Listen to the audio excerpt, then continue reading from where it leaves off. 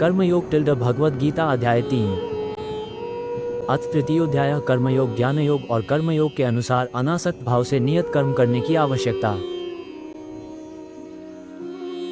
श्री भगवान उवाच लोकेस्मिद्विविधा निष्ठा पुरा प्रोक्ता मयान ज्ञानयोगेन साख्याना कर्मयोगेन योगिनम्।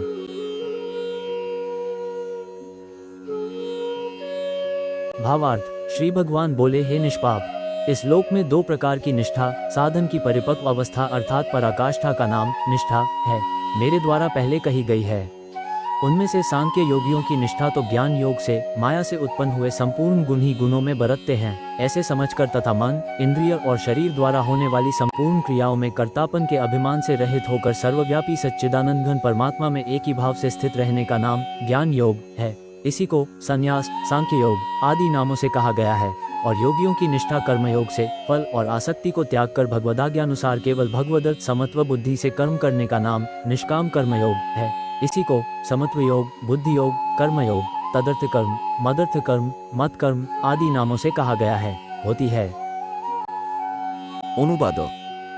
পরমেশ্বর ভগবান বললেন, হে নিষ্পাপ অর্জুন, আমি ইতিপূর্বে ব্যাখ্যা করেছি যে দুই প্রকার মানুষ আত্মোপলব্ধি করতে চেষ্টা করে।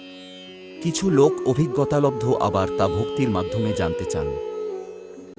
The Lord said, O sinless one, the two paths leading to enlightenment were previously explained by me, the path of knowledge for those inclined toward contemplation, and the path of work for those inclined toward action.